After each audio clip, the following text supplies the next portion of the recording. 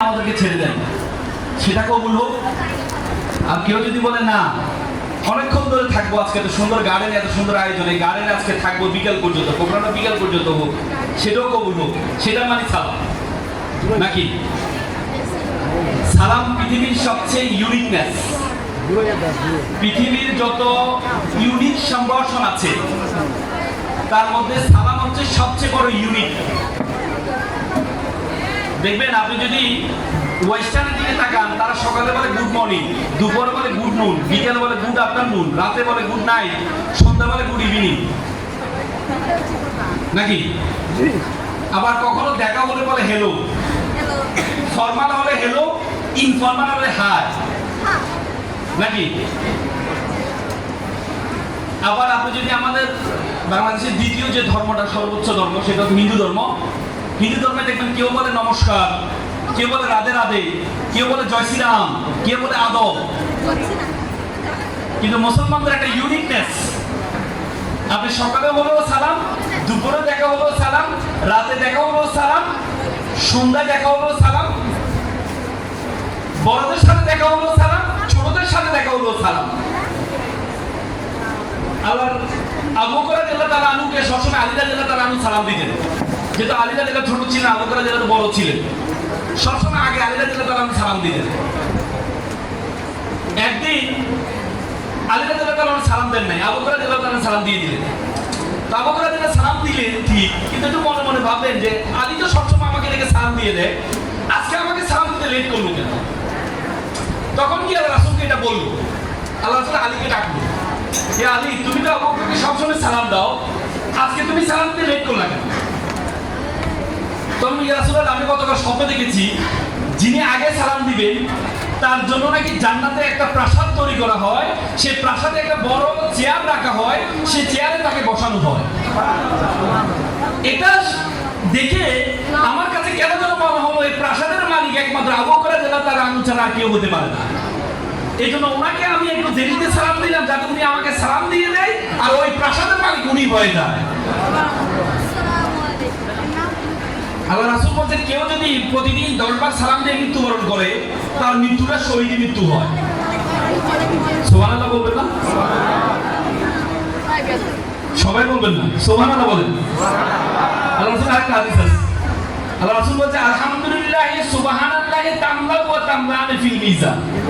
কেউ যদি একবার আলহামদুলিল্লাহ পড়ে, কেউ যদি একবার সুবহানাল্লাহ পড়ে, আসমান এবং জমিনে যতটুকু ফাঁকা আছে ততটুকু সওয়াব তার আমলনামা দেওয়া হয়। তাহলে কি সালামের উত্তর ভালো হবে নাকি খারাপ হবে? আমরা যখন সালাম দিই এর উত্তরটা, যেমন কেউ যদি গুড মর্নিং বলে আপনি তাকে বলেন গুড মর্নিং, কেউ যদি আপনাকে গুড ইভিনিং বলে আপনি তাকে বলেন গুড ইভিনিং। কিন্তু আমাদেরকে এত সুন্দর করে সালাম শিখিয়েছেন, আপনি যদি আসসালামু আলাইকুম বলেন, বিপরীত পক্ষ থেকে বলা হয় ওয়া আলাইকুম আসসালাম, আপনার উপর শান্তি বর্ষিত হোক, ওয়া রাহমাতু, রহমত বর্ষিত হোক, ওয়াল বারাকাতু, বরকত বর্ষিত হোক, ওয়াল হায়াতু, হায়াত বাড়িয়ে দে, মানে যত ইচ্ছা তত আপনি বাড়াইতে পারবেন। ওয়া আলাইকুম আসসালাম ওয়া রাহমাতুল্লাহি ওয়া বারাকাতুহু ওয়া মাগফিরাতু ওয়া হায়াতু ওয়া জান্নাতু, এবং সুযোগ থাকলে ওয়া নাকাতু, মানে সেটাও দোয়া করার সুযোগ আছে। তার মানে সালামের উত্তরটা খুব, এই জন্য সালাম দেওয়া সুন্নাত, কিন্তু সালামের ফিরে মানে জবাব দেওয়া এটা ওয়াজিব, ম্যান্ডেটরি, বাধ্যতামূলক। তাহলে যারা উত্তর দিবে না তারা গুনাহগার হবে। এত সুন্দর প্রোগ্রামে এসে গুনাহগার হবে না আপনারা? তাহলে কি আমি সালাম আবার দিব? হ্যাঁ, আসসালামু আলাইকুম। সাভারের মানুষ নামে শুরুতে শাহ আছে, শাহ মানে সাহস, যে কোনো জায়গায় সাহস দেখায়। আশুলিয়ার সাভারে আমরা দেখেছি এবার জুলাই আন্দোলনে কিভাবে নেতৃত্ব দিয়েছে। সাভারের মানুষকে বাধ্যতামূলক বাধ্য হয়েছে তারা, যে এদেরকে গুলি দিয়ে ঠেকাইতে পারে নাই, পরে এদেরকে আগুনে জ্বালিয়েছে শুধুমাত্র তাদের এই শক্তি সাহসকে নেভানোর জন্য। করে নাই? করেছি কিনা? করেছি কিনা? আসলে খুব আলোচিত হয়েছে না? হ্যাঁ, ব্যানের মধ্যে তুলে দেখলো যে এদেরকে আহত করলো, এরা আরো বেশি জাগ্রত হয়, এদেরকে জ্বালানো ছাড়া তারা বিকল্প কিছু পায় নাই, তবুও এই ফ্যাসিজমকে তারা টিকে রাখার জন্য চেষ্টা করেছে। কিন্তু আমাদের সাহসী ভাই বোনেরা, আমাদের এই সাহসী ভাই বোনেরা তাদের নেতৃত্বে এই ফ্যাসিজম বাংলাদেশ থেকে মুক্ত করেছে, ঠিক না? আমি আজকে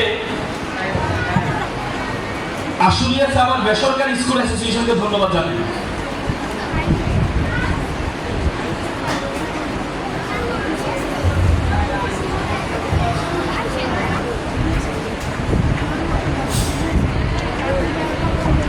আমি আশুলিয়া সাভার বেসরকারি স্কুল অ্যাসোসিয়েশনকে ধন্যবাদ জানাই।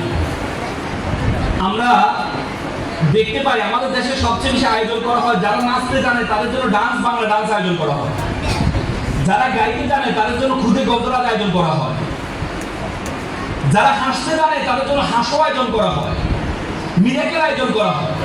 কিন্তু যারা মেধাবী তাদেরকে এনকারেজ করার জন্য, তাদেরকে ইন্সপিরেশন দেওয়ার জন্য বড় কোনো উদ্যোগ আমরা দেখি না।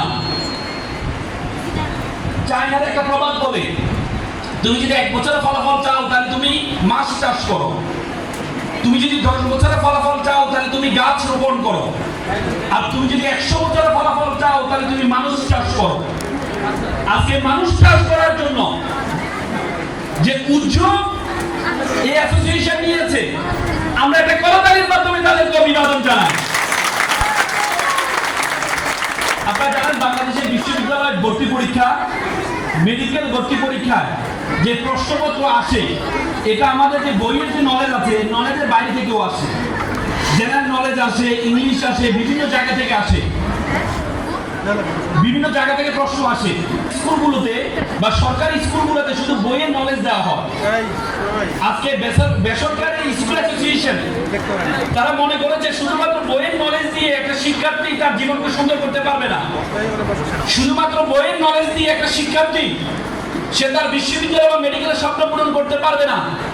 এই জন্য আমরা একটা অ্যাসোসিয়েশন করে সেই অ্যাসোসিয়েশনের মাধ্যমে একটা বৃত্তি প্রকল্প আয়োজন করেছে। প্রকল্পের মধ্যে যে মেধাবী কতটুকু তারা যেন তাদের জাগতিক নলেজ কতটুকু সেই নলেজকে যাচাই বাছাই করার জন্য তারা একটা বৃত্তি প্রদান প্রকল্প আয়োজন করেছে। এই জন্য আমি তাদেরকে স্যালুট জানাই। তোমরা এখানে যারা শিক্ষার্থী আছো, তোমাদের আগামীর বাংলাদেশটা তোমাদের জন্য very challenging. It's not time for GK, এটা শুধুমাত্র জেনারেল নলেজের যুগ নয়, ইটস টাইম ফর এসকে, এটা হচ্ছে স্পেশাল নলেজের যুগ। মনে রাখবে আগামী 20 বছর পৃথিবী থেকে প্রায় 70% পেশা বিলুপ্ত হয়ে যাবে। আগামী 20 বছরে পৃথিবী থেকে 70% পেশা বিলুপ্ত হয়ে যাবে। তোমরা জানো এখন এআই শিক্ষক বের হয়েছে। এদিকে একটা গবেষণা বলেছে আগামী 10 বছরে প্রায় 10 লক্ষ ড্রাইভার তার চাকরি হারাবে। আগামী 10 বছরে প্রায় 20 লক্ষ শিক্ষক তার চাকরি হারাবে। আগামী 10 বছরে প্রায় 15 লক্ষ ব্যাংকার তার চাকরি হারাবে। এখন কিন্তু এআই শিক্ষক বের হয়েছে। কেনাডাতে যাও, তারা এআই শিক্ষকতা করে। এখন তার মানে কি শিক্ষক সবাই বেকার হয়ে যাবে? না, তারা বেকার হবে না যারা এতদিন ছিল গুড বেটারের যুগ, এখন হচ্ছে বেস্টের যুগ, যারা সেরা। যে শিক্ষক শুধুমাত্র বকিশ নলেজ থাকবে, শিক্ষক তার চাকরি হারাবে। এই জন্য তোমরা শিক্ষার্থীরা শুধুমাত্র বইয়ের মধ্যে যদি তোমরা সীমাবদ্ধ থাকো, তাহলে আগামীর বাংলাদেশে তোমরা বেকার থাকবা। তোমরা দেখেছো এখন, আগে আমরা রবীন্দ্রনাথের কাজী নজরুলের বিদ্রোহী কবিতা শুনে আমরা পুলকিত হতাম, আমরা উদ্ভাসিত হতাম। এখন তুমি এআই কে বলো, এআই আমাকে একটা বিদ্রোহী কবিতা বানিয়ে দাও, এআই মাত্র 30 সেকেন্ডের মধ্যে তোমাকে একটা বিদ্রোহী কবিতা বানিয়ে দিবে। আগের সময় আমরা দেখতাম নির্বাচন আসলে শিল্পীদের ডিমান্ড বেড়ে যেত। এবারে নির্বাচনে যতগুলো গান ভাইরাল হয়েছে প্রত্যেকটা গান এর গান, কোন শিল্পীর গান ছিল না। তার মানে যারা শিল্পী হচ্ছে, শিক্ষক হচ্ছে, কবি হচ্ছে, যদি সেরা না হও তাহলে তুমি আগামীর বিশ্বে তুমি সার্ভাইভ করতে পারবা না, আজকের এই সুন্দর আয়োজন করার মাধ্যমে তোমাদেরকে সেটা শেখানো হচ্ছে যে তোমরা শুধুমাত্র জেনারেল নলেজ, শুধুমাত্র বইয়ের নলেজ দিয়ে তোমরা টিকতে পারবে না। আগামীর বিশ্বে তোমাকে যদি চ্যালেঞ্জ মোকাবেলা করতে হয়, আগামী বিশ্বে তোমাকে পারিপার্শ্বিক নলেজ সকল কিছু গ্যাদার করতে হবে, সকল কিছু গ্যাদার করতে হবে। শুধু বইয়ের মধ্যে সীমাবদ্ধ থাকতে হবে না। আমরা এতদিন মনে করতাম বইয়ের নলেজ শুধুমাত্র বইয়ের নলেজ পড়লেই সবকিছু হবে না। এখন তোমাদেরকে স্কিল অর্জন করতে হবে, তোমাদেরকে দক্ষতা অর্জন করতে হবে, তোমাদেরকে বহু ধরনের দক্ষতা অর্জন করতে হবে, তোমাদেরকে ল্যাঙ্গুয়েজ এক্সপার্ট হতে হবে, বিভিন্ন ভাষা জানতে হবে, তোমাদেরকে বিভিন্ন ভাষা জানতে হবে, তোমাদেরকে আন্তর্জাতিক ভাষা, তোমার ধর্মীয় ভাষা আর তোমার বাংলা ভাষাকে সুন্দরভাবে জানতে হবে। আমি ওই দিন একজন হুজুরের সাথে কথা বললাম, উনি একজন মাওলানা কাউমি মাদ্রাসা থেকে পড়েছেন। তা আমি বললাম আপনি কিভাবে এই এত ভালো চলেন কিভাবে? উনি বলতে স্যার দেখেন, এক সময় আমরা কোরআন পড়াইতাম ১,৫০০ টাকা মান্থলি দেওয়া হতো আমাদের, আর আমরা এখন ইংরেজি শিখেছি। ইংরেজি শিখে এখন অনলাইনে আমেরিকান ইউরোপের বিভিন্ন জনকে আমরা কোরআন শিখাই।